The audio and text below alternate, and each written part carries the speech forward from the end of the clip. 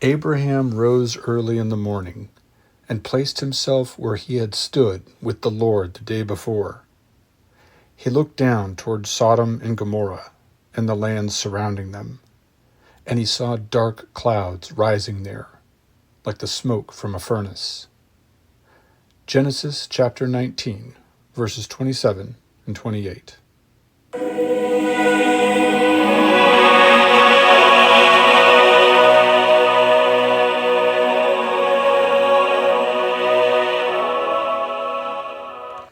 Today we're looking at another pretty memorable passage in the Bible. In fact, it's probably one of the most referenced in conversations today when matters biblical are discussed. It certainly provokes conversations about things like basic morality, even modern-day sexuality, but it's also a really great typological moment in Scripture. And that is, again, something that we will all look at as we go through the exegesis of the passage. Strikingly, though, there will be a lot today to discuss in terms of morality. I've discussed before how I use the four-part tool of exegesis. We go through the historical read-through, we look at the allegorical interpretation, we look at the moral interpretation and the eschatological. And often I struggle in some passages to come up with much to say regarding the morality, but here that is finally going to be taking up a very significant portion of our discussion. Truthfully, though, there's actually a lot historically to discuss. And when I write these episodes, I have to keep telling myself frequently to pare down everything that I say in the historical episode and move it into the appropriate passage later on, into the allegorical or the moral or so on. But truthfully, today there is quite a bit to discuss historically about this passage as well. And again, as I said, we're going through that four-part tool. We'll do a historical read-through very quickly, or as quickly as possible. We will do the allegory. We will look at morality. And then finally, the last segment today will cover the eschatological exegesis of the passage. And that is the interpretation of Scripture with an eye toward the future, an eye on the destiny of all men.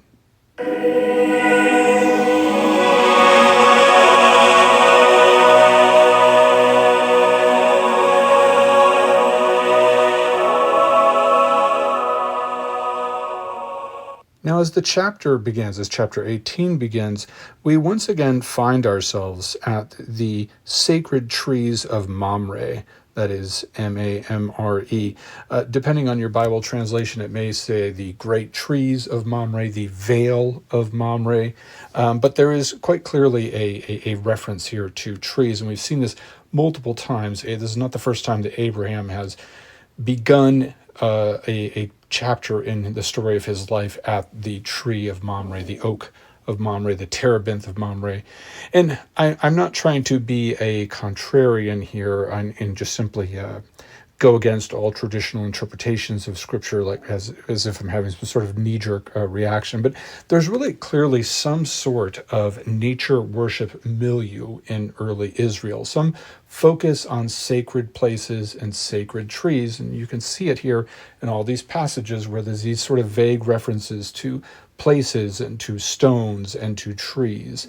And noticing this early on here especially can help you understand the later obsession of the biblical authors with the idea of Israelites worshiping in sacred groves. I mean, when you read the books of the Kings and you read the prophets and you hear all of this about the Israelites worshiping in sacred groves and profaning a pure worship of YHWH, the Lord, right? When you read about that, you might feel like all this concern just sort of comes out of nowhere, like maybe the Israelites were worshiping their God in their temple, and then all of a sudden people just picked up and started going out and worshiping trees. But no, it's really clearly that was always in the background. That was always the sort of foundation of the local worship, this focus on nature. And this is really everywhere in the world, probably not much different than the religion that the Druids of Europe would have had. It must have been a fundamental part of early Israelite religion. And there's no need for us to turn this into anything bad, anything wicked. Certainly there may have been people who were worshiping nature, who were doing awful things if they were involved in, say, child sacrifice or human sacrifice or something. But certainly there must have been just some sort of run-of-the-mill respect for the ways of nature, praying for rain, praying for good game, praying for the fertility of the womb of your wife or of the women in your tribe, and so on. And I'm certainly not saying that Abraham was a secret tree worshiper, and the writers of the Bible are trying to cover that up. Again, not doing the simple-minded contrarian thing.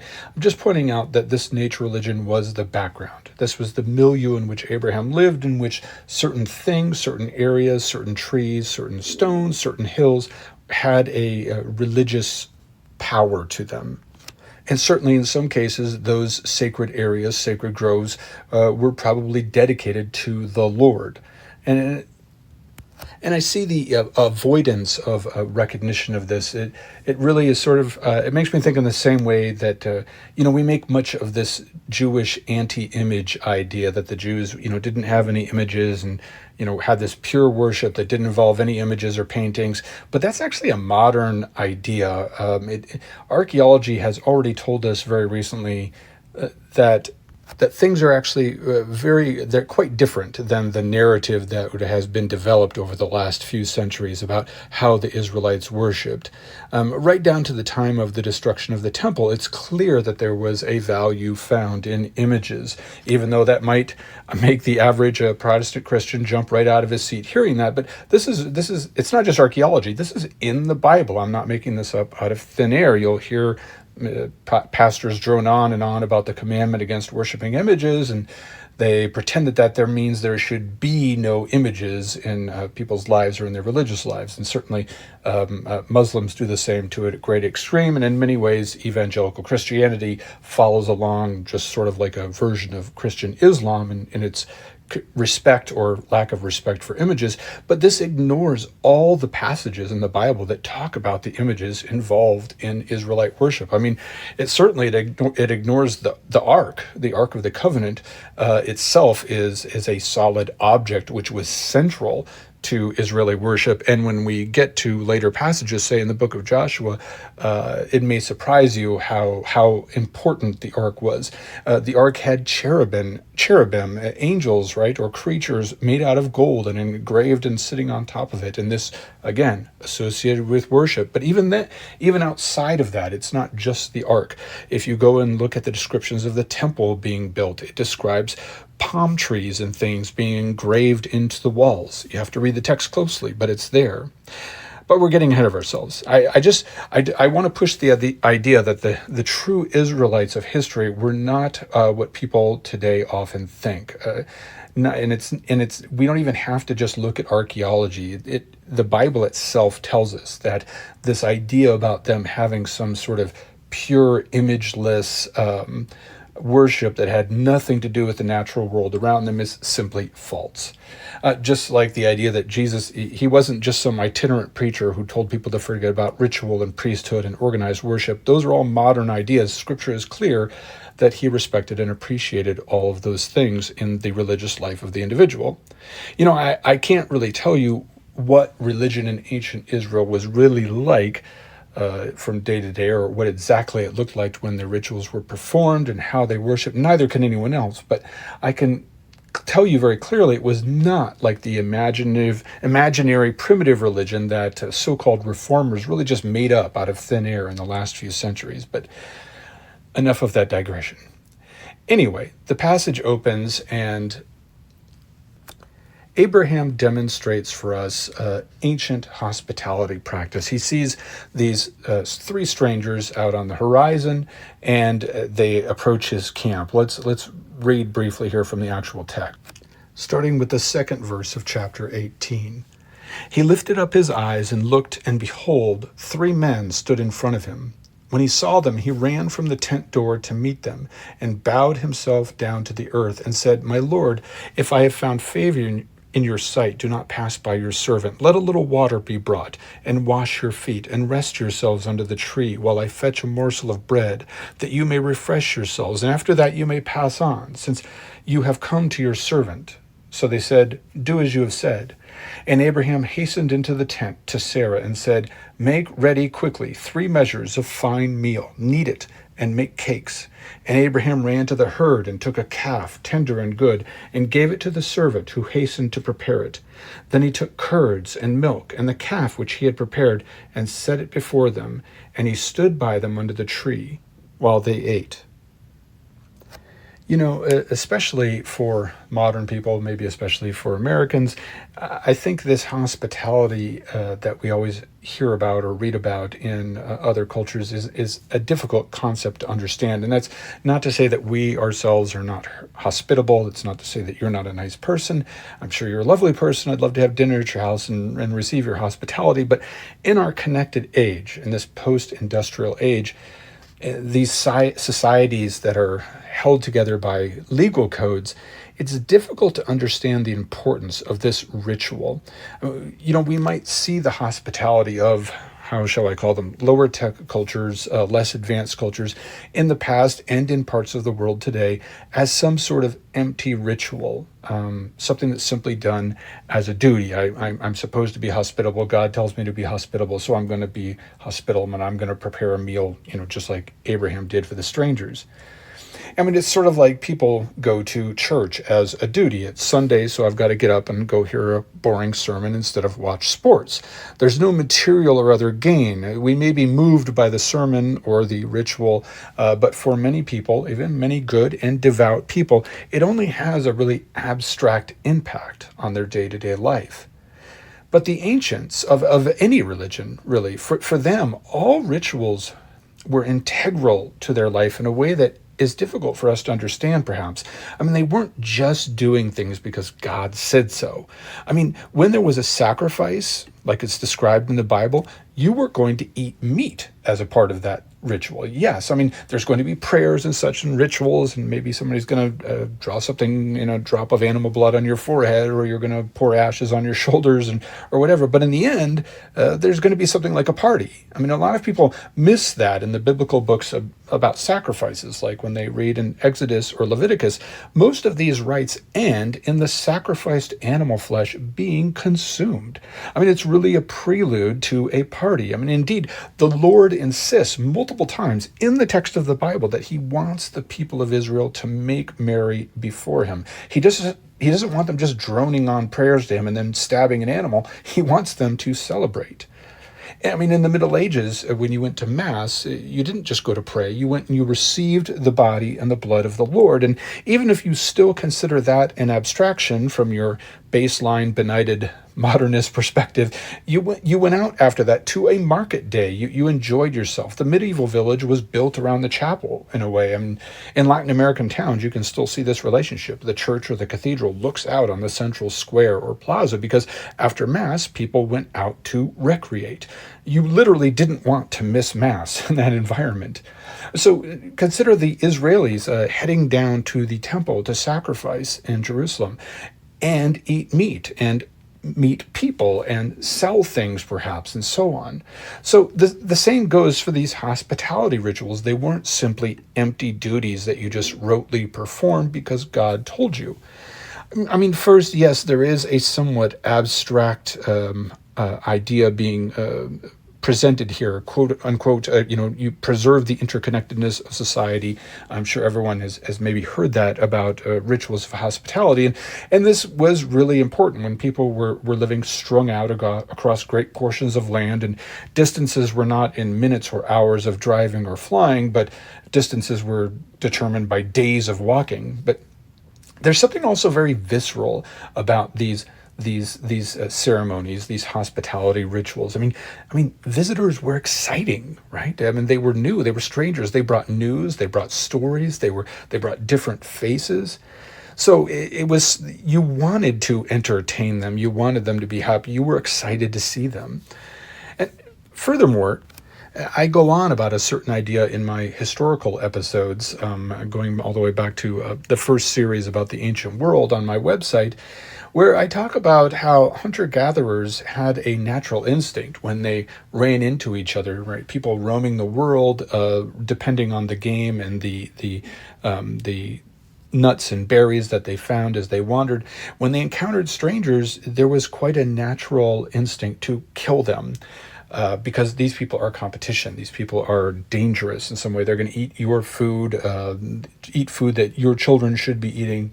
So being friendly toward them wasn't necessarily a good idea. But at the same time, as I explained in that other series, humans have a desire to avoid violence also. We don't want to go around killing everyone we meet. So the ancients invented ways to encounter people and create peace. In other words, when you see a stranger, when Abraham sees strangers coming into his land, there's pretty good reason to be nervous about this. These might be bad guys. So we've got to figure out ways to create peace between these strangers. We invent ways to support no violence and there are many ways to do this. I've been privileged enough to see some of the ways this is done. My wife grew up in a very quote-unquote primitive village in the mountains in Honduras, where people didn't have things like electricity or running water. And when people would meet a stranger, one of the first things they would do is they would try to establish a connection with that person. And it wasn't until many years later that I was really seeing a ritual that had been passed down for, who knows, 10,000 years, 100,000 years. As the people would meet, they would try to figure out if they somehow were connected. And after interviewing one another, they might discover, oh, you're the brother of my second cousin. Oh, you are married to a great uncle of mine. Oh, you live next to my cousin. It might be something extremely distant. It might be you once met the ex-wife of my second cousin or something like that.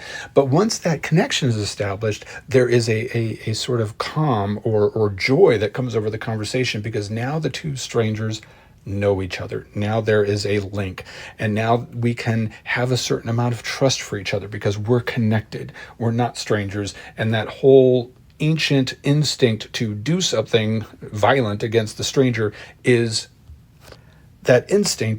dispelled somewhat. And this need to trust the stranger is important. I mean, just imagine if the three people in this scenario in the Bible didn't happen to be the Lord and two angels or whoever we determine them to be. If they were just strangers, if you were going to have them sleeping near your camp that night, you'd need to feel some sort of trust about these people. And so now that I've fed you, right, I've created some sort of connection. I've created some sort of mutual tie that's gonna keep us together. I've interrupted whatever natural processes might have led us to be violent toward one another, and now we can spend the night in peace. And the great thing is, now when you perform these rituals like Abraham does here, now this person can go on and meet someone else and have you as a connection, right? They can go on to the next camp and say, oh, you know Abraham too? I stayed at his place. So the web of connection gets stronger, it gets deeper, it gets wider. So disregarding hospitality wasn't just rude. It wasn't just a violation of some abstract practice. Violating the ceremonies, the rituals and rules surrounding hospitality threatened the very fabric of society, to overuse a metaphor. And yes, this doesn't mean that everyone engaged in the activity with the same solemnity or respect for tradition. Some people were evil to strangers, and that is part of our story today, which we'll come to later. Now, there are three of these visitors, and there's obviously a great, if you're a Christian, there is a great typological opportunity here for study, which we will get to in the next section. They sit down with Abraham, and there is, again, a prophecy about children. This is being repeated again, and there will be more on the purpose of that repetition in another episode that I will do. Strangely enough, it will be about chapters 20, 22, 24, and 26 concerning Isaac. Isaac is Abraham's true son, his son through Sarah, who won't even be born actually until chapter 21. And he is in many ways, as I'll discuss there, a repeat of Abraham.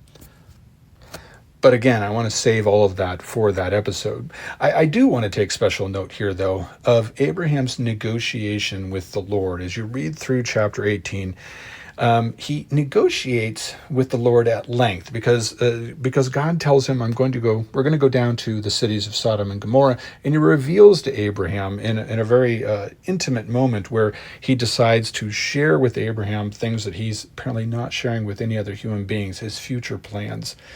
And this is, again, a very interesting moment in Scripture where the Lord is having this real heart-to-heart with a human being. I will come back to the importance of this face-to-face meeting with God in the last segment today on eschatology. But anyway, I want to go on a bit now about how Abraham negotiates with the Lord. He hears that the Lord is going to destroy these cities, and he immediately is a little concerned about all this death and destruction. And he suggests, as you can read in the text, well, what if there's 50 good men there? You're not going to blow up the city then, are you? And the Lord says, well, the Lord actually, he works with them. He's like, oh, okay, I won't do it if there's 50. And Abraham has the nerve, the gall, to continue the negotiation, say, well, what if there's only 45? What if about 40? And we finally get down to just 10. But what if there's just 10? And the Lord sort of meets him he sort of graciously accepts every little demand that Abraham makes here. And it's very interesting that this really goes on at length. I mean, the Bible is a long text, but really in each of the books, word count is precious. We can't just go on and on and on about certain subjects, and certainly many times very large concepts are covered in just a sentence. But here we get a word-by-word account of Abraham negotiating for the lives of 5, 10, 15 individuals at a time. And this negotiation, this need to get God to agree to certain terms of morality is something we will come back to in the moral section. I only want to take a note here in the read through just how much text is devoted to this. I think that's significant. Now, the Lord sends the other angels on, the messengers, the strangers, whatever you want to call them at this point, and they come to Lot down in the cities. And Lot, who is related to Abraham, is also hospitable. Notice that both Abraham and Lot talk about washing the feet of their visitors. And again, washing the feet is something that we will see in the Gospels again. Again, another connection there. But so Lot is hospitable to them, and they tell him to leave the city, and for obvious reasons. He's got to get out of there. And note how extremely patient they are with him. He doesn't get a move on right away, and instead of scolding him or just blasting him or letting him suffer the fate of the rest of the people living down in these cities, they really work with him to try to get him out of the city, to the point where they actually lay hands on him and start dragging him out. This is also the passage where the men outside the door make a very interesting threat. They want to know the men who have come down there, and we'll get on with that when we come to the morality section later, as well as deal with Lot's sort of bizarre, strange way of trying to ameliorate these strangers outside his door by giving up his daughters. But again, we'll come to that in morality a little bit later on. Before we finish the passage, I do want to come to look at a couple of historical issues that should be brought up. The Bible has a lot of these passages where great disasters happen. Some of them are meteorological, or they're geological, they involve earthquakes, and so on. Things falling from the sky, cities sinking into the earth. And when the Bible began to be looked at critically in the early years of the scientific revolution, we're going back to the 17th century, possibly here, even before that a little bit, when people began to look at the Bible with that critical eye, not only did they not believe that God was responsible for things like this happening or for anything having to do with the destiny of man or the ways of the earth and the heavens, they also just simply didn't believe that these things actually happened. They thought that not only were the biblical writers wrong in ascribing to God as making God the cause of things that happen on the earth, but they also didn't believe that these sorts of things actually happened. Because coincidentally, when the scientific revolutions were happening a few centuries ago, the Earth, as it turns out, was going through a very quiet sort of meteorological period where things simply weren't falling from the sky. So when they read in the Bible about these sorts of things, they not only thought that, well, not only were people confused because early scientists tended toward atheism or deism, not only were people confused about God being responsible for all these things that happen on the planet Earth, but that these sorts of things simply didn't happen. They were just made up. And of course, what we've learned since then now, and as if you've looked at the news or looked outside at the sky sometimes, actually it is normal for things to fall from the sky, for cities, for things to be impacted on Earth. And some people have interpreted what happened to Sodom and Gomorrah as some sort of meteorological strike, maybe a small, comparatively anyway, small rock falling from the sky and leveling the cities in a blast, perhaps. There's also other reasons to believe that the cities could have sunk into the ground. That, as you may have read in chapter 13, the cities in this area were surrounded by bitumen pits, in other words, sort of a tarry petroleum substance. So lots of possibilities there. Actually, it was chapter 14 where the bitumen pits were. But another thing that I wanted to point out here is the whole idea of the pillars of salt. Lot's wife is instructed not to look back at the blast or whatever it is that happens to the city when the angels take it down. She turns around to look, and there's obviously plenty of story to interpret there, and she turns into a pillar of salt. Now, there are in the area all these sorts of weird-looking pillars, and certainly some interpretations have been this was how the biblical writers were ascribing reasons or causes for the natural things that they saw around them. And truthfully, there is a lot of that in the Bible, whether you are a believer or not. Much of the purpose of the text in the Bible a lot of times is to tell us why things are the way they are, why things are called the way that they're called. And indeed, that's why there's this little story tacked on to the end of chapter 19. I think it's the last 9 or so verses. It's sort of a tawdry little add-on, but it's also an origin story where you read about Lot ended up sleeping ignorantly, perhaps drunkenly, with his daughters and creating 2 whole new races of men, the Moabites and the Ammonites. This is telling us that the Moabites and Ammonites are close to the people of Israel, right? Because they're related to a relative of Abraham, and Abraham is their father. So therefore, the Moabites and Ammonites are related to us, but they still have these semi-wicked origins because they come from Lot, who was sort of the imperfect version of Abraham, right? Who made the wrong choices. So the story about the Moabites and the Ammonites here is sort of a longer version of what we've already seen several times in the Bible, where someone's name is explained or we learn why something is called what it is. I'm sure, though, that the Moabites and the Ammonites probably had a different perspective on all this.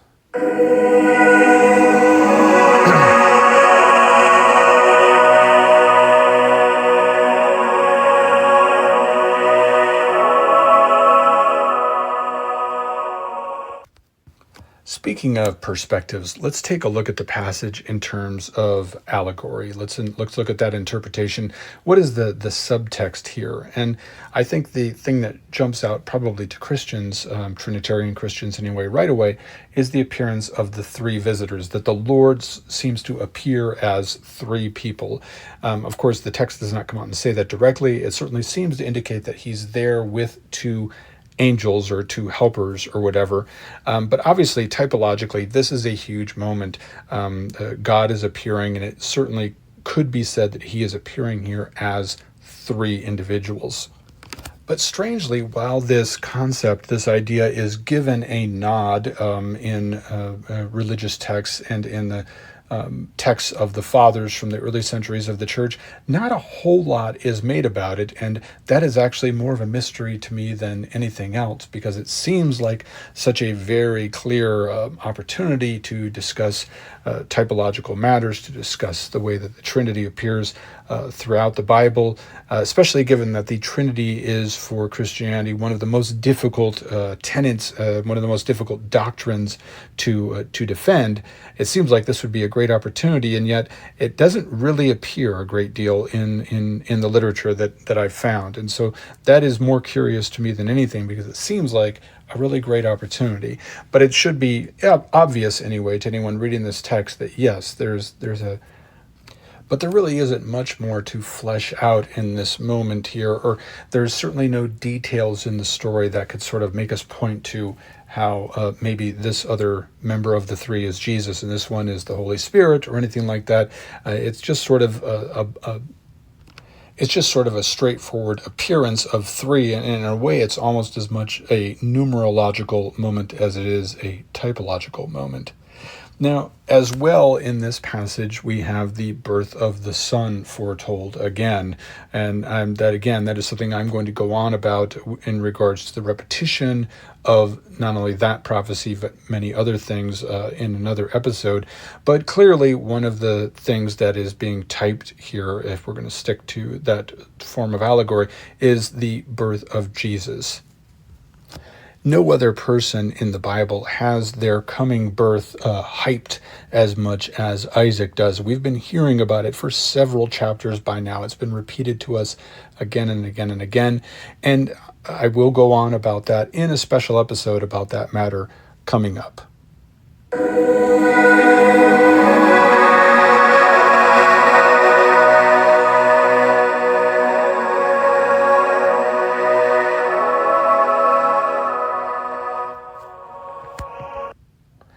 The real meat and potatoes of this episode is really the discussion of morality. But first, let's talk about God's morality, right? This is an eternal question for us. Is God right in bringing destruction on these cities? And you have to ask yourself, does the question of what their evil was really even matter? We'll talk about the specific evils of what's going on in Sodom later. But let's just say that the Sodomites were not whoever you think they are. But let's say that they were the worst people ever. Let's say that they were all just a great big city full of say child traffickers, which is the great evil of today that everyone is able to agree on is evil. Would it then be right to destroy them? I mean, this is clearly an issue that Abraham is grappling with as well, although he seems to be happy for the city to be destroyed as long as it's not full, there are no innocent people in there, as long as they're evil. But this is a highly charged matter in modern discussion about the Bible, not just about this section of the Bible, but many sections in which people seem to say that the God of the Bible is bloodthirsty, vengeful, quote-unquote evil even, for doing these things. So we have to ask ourselves, or I think it's morally useful to ask ourselves, are there any situations where we would think it would be okay if God did this? Like I said, like if they were all really, truly 100% awful, evil people that were trafficking children or whatever, would it be right to destroy them? If it was everyone on Jeffrey Epstein's island, would it be right for God to send a comet down and kill them all? Abraham's issue here with God is a little different. He doesn't seem to completely object to the idea of the people in the city being killed, and we'll come back to that in a bit, how people in the country might have felt about people living in cities. But he does want God to possess a quote-unquote human morality here. He's disturbed by the idea that God might actually kill innocent people. And you have to understand, for many ancients, the gods were seen as sort of implacable, ruthless, bloody-minded. I mean, when you read Greek mythology, you must be asking yourself, man, the ancient Greeks must have had a really hard time trusting that Zeus guy, because he doesn't really seem to be in any way predictable, and he seems to be pretty pretty vindictive and also pretty shady. And even, people like Socrates and those around him were sort of shocked by these myths. And Socrates actually wanted to erase these myths from history because he didn't think that people should think God was so awful like that. I mean, human morality says, look, you can't just lump us all together and let God sort us out. You, the Lord, must be just. There's almost a little bit of desperation in Abraham's tone. I mean, the idea is if the God of the universe is not just, if he's really going to go down that city and kill a bunch of innocent people along with the evil, like they were all the same, if the God of the universe is really like that, then we're all kind of screwed. But what is perhaps most awful about this whole discussion is we get caught up deciding or trying to figure out if God is right or not for destroying this city, and how there might be innocent people there, or maybe the ones that aren't innocent aren't that bad, and why should they be killed just because they're committing X, Y, or Z sin. But the funny thing, it's not funny, it's terrible. The funny thing is we have done this. You and I have done this. In World War II, the U.S. bombed women and children on purpose. I mean, this was not collateral damage. If you're any student of history, you already know this. It wasn't that people got killed on accident. It was open public policy to bomb Japanese and German civilians, to kill the children so that they would not grow up to be soldiers, to kill the women so that they would not make more soldiers. This is not a conspiracy theory. This is how the war was fought. We have committed atrocities far greater than that perpetrated by the Lord here. Our taxes have funded it. We've bombed people. Our allies have bombed people. And we go on about our lives and try to judge the God of the Bible for killing a few thousand people in a couple cities in ancient Israel, and never think twice about everything that we're responsible for today, or that we or our friends or our ancestors have done. Really point the camera at yourself when you read some of these sections of the Bible and you start to get critical about what's being done, about what the characters are doing, about what God is doing. I mean, at the very least, our hero Abraham, with his questionable, uneven sort of approach to morality, he argues with God. He wants his God to be more human than the bloodthirsty tyrants of heaven who look down on earthlings and send disasters to punish them, much like our bombers have done in past years to other peoples. But getting away from that little diatribe about matters political, this passage also really begins a long Jewish tradition of both pleading with God and openly expressing anger with his ways. I mean, go and read the Psalms, read the book of Job, right? How long, O Lord, people complaining about the way God is treating them.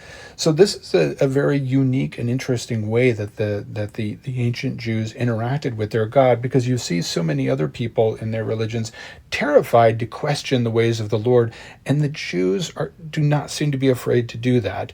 They don't seem to be afraid to manifest their frustration with God. Even if in their heart of hearts they say, not my will, but yours, they want God to know that they're not happy with the way he's managing things. Okay, though, so what was the sin of Sodom? In my opinion, these days, there's a lot of modern sort of liberal focus, I'm going to say, that intends to not make people in the audience uncomfortable. So pastors will try to focus instead on the quote-unquote inhospitableness as the sin here. But truthfully, really, there is a case for that. I mean, there's no doubt that the text is pairing up the examples of hospitality here. Abraham treats the strangers properly. The Sodomites do not. But yes, the Sodomites are, well, they're sodomites, among other things. But it's not so much a question of their sexual orientation as it is of their aggressiveness, their rudeness, the fact that they're going to commit rape. I mean, they do not respect the rules and the rituals of hospitality, and probably other rules and rituals that keep society and peoples and tribes bound together. So I'm not going to try and say that the Bible or Christianity doesn't have a fundamental problem with the concept of homosexuality, but it's actually not the point in this passage. Yes, that sexual orientation may be disapproved of, but what's really the problem here is that is in the biblical viewpoint just a symptom of something else, and that is the societal breakdown in the city. And this is an old dichotomy that we've seen before already in the Bible in some ways, the idea of the city versus the country. I mean, look at Cain versus Abel. Cain was the farmer, yes, so that's sort of rural, but Abel was the pastoralist, right? So farms are more associated with being around cities, whereas Abel is that wandering pastor, much like Abraham, and their moralities are being opposed, right? The city is the place where morality breaks down, and strangely, it's the place where we come together, but where the hunter-gatherer instincts that we are born with don't work. Trust breaks down in the city, and while city populations grow, they're also in some way population sinks. I mean, birth rates decline in every city that's ever been built, and that's happening all around the world today. Every city is in some ways a mouse utopia about to happen. And Lot, right, the relative of Abraham, is tainted with the city. Notice that he offers his daughters to the strangers to have them sleep with him. Again, this is one of those passages where you should not assume that the Bible, the biblical writers, God himself, is in approval of what the characters are doing. This is another symptom of the problem with the city and the problem with Lot, that he thought it was okay to sort of try to, instead of fighting the strangers, to offer his daughters to them. I mean, the message is clear. Lot made the wrong choice when he and Abraham split apart. Look back at that moment now in chapter 13 and see Abraham's perspective as they decide which way to go, each of them. And as Abraham looks out over the open country and the purity of it when compared to the moral sewers of the city. I mean, and that's also a real idea there, the idea of sewage, right? It's in the city where people literally live in their own filth. So there's a great deal of prejudice in the biblical text here against cities, which is kind of strange because many of the people that would be reading this text, and maybe depending on your interpretation or of how the Bible was written, you might think that people living in cities much later in history wrote the Bible, and yet there's this very clear ancient prejudice of country people against city people. But whatever you yourself think about city life, you must accept that it has its own particular moral challenges, which are being observed by the writers of the Bible, by the persons that move through its pages. I mean, there's that danger of modern life in which it is increasingly difficult to maintain the rituals that prevent us from breaking out into war, the rituals that were maintained in a more ancient time, in a more ancient lifestyle. And this is obvious today as American society boils and breaks. I think that when we look at the Bible and when we look at morally and we look at choices that God is making or that people in the Bible are making and moral choices, and when we disagree with them, when those moral choices anger us, we have to look back and accept that these were hard men, right? They lived hard lives, in ways that we can't imagine. They made and they respected hard choices. We tend to get judgmental of people in the past, but when we lead these lives of ease, we have very few challenges that are in any way similar to the challenges that they faced on a daily basis. I feel that same way when people get judgmental about things like the Crusades. I mean, the people involved in these endeavors, they were men born with swords in their hands and surrounded by enemies. I mean, growing up and going to college to get a degree in the humanities was not an option for these people. The only option they had was survival. If they didn't go and fight and do awful things in the Holy Land, they would have gone and fought and done awful things in France or Italy or Africa or wherever.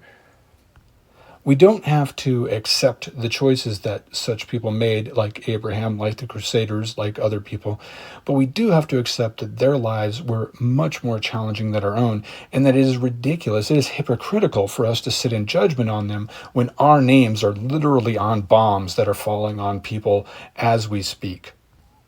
Children are mining lithium and nickel in Africa for you as you speak. You are more of a slaver than ever existed in the history of the world. You have caused more death and destruction than anyone that you've read about in the Bible. So when you read about these people, turn the camera back on yourself first before you start to tell us how awful they were.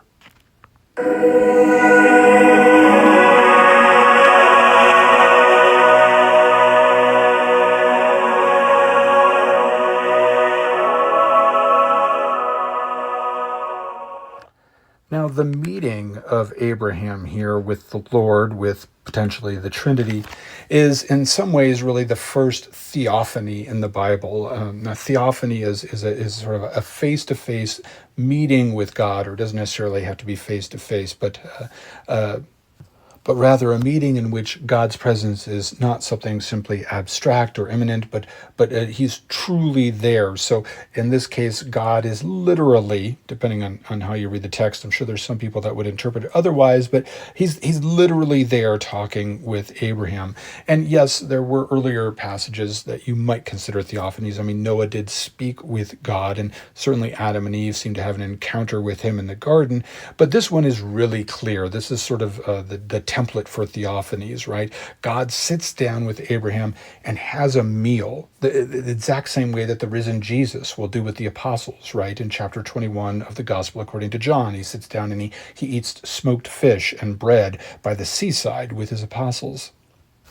And this is really the key eschatological point of the entire passage here, this theophany, sitting down face to face with God. This is where the destiny of humankind comes in. And in a way, this whole passage reminds me of the Didache, which I referenced in the last episode about Genesis, which demonstrates the two ways of life and death. I mean, in Genesis 18, Abraham meets God. He receives him. He breaks bread with him. That's the way of life. And Genesis 19 is hell, right? The cities go down into the pit.